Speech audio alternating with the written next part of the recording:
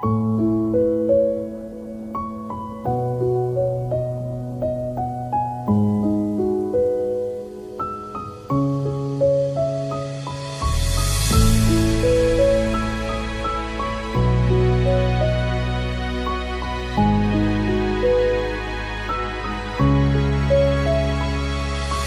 hứa chỉ là lời hứa thôi, không trọn vẹn, mọi thứ quá xa rồi.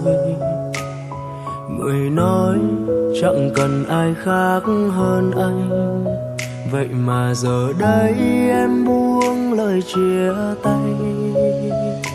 Đến đây thôi mình dừng lại được chưa? Quá đủ rồi em thấy dư thừa.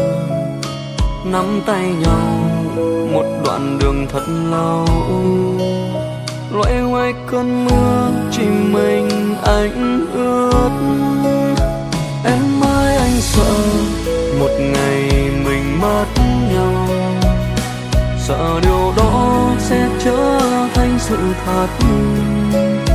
Cơn mưa nặng hạt dịu lòng nặng nỗi đau, hỏi tại sao ta không thuộc về nhau.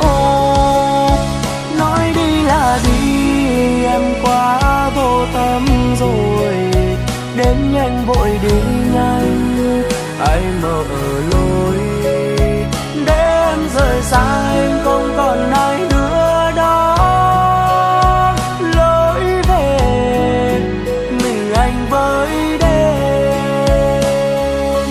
Ngàn câu nói quá vui, mình không xa cách đâu. Từ đây chúng ta có nhau. Hôm nay em xa anh rồi, bên ai em vui hơn nhiều.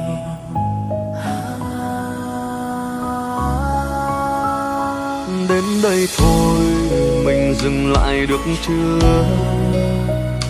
Quá đủ rồi em thấy dư thừa.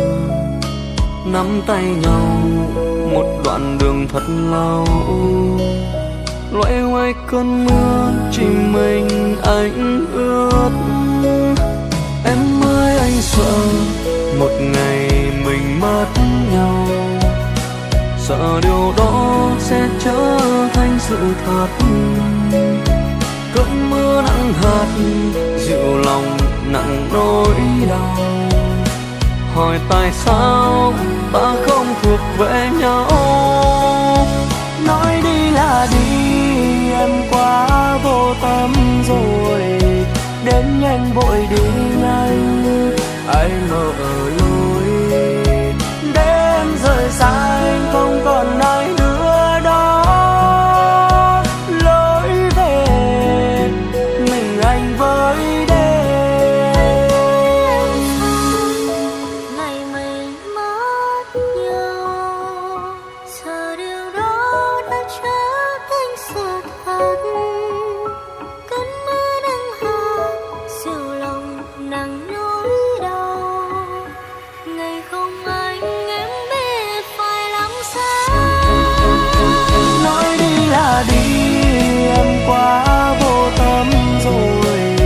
Đến nhanh vội đi nhanh, ai mở lối để em rời xa em không còn ai nữa đó.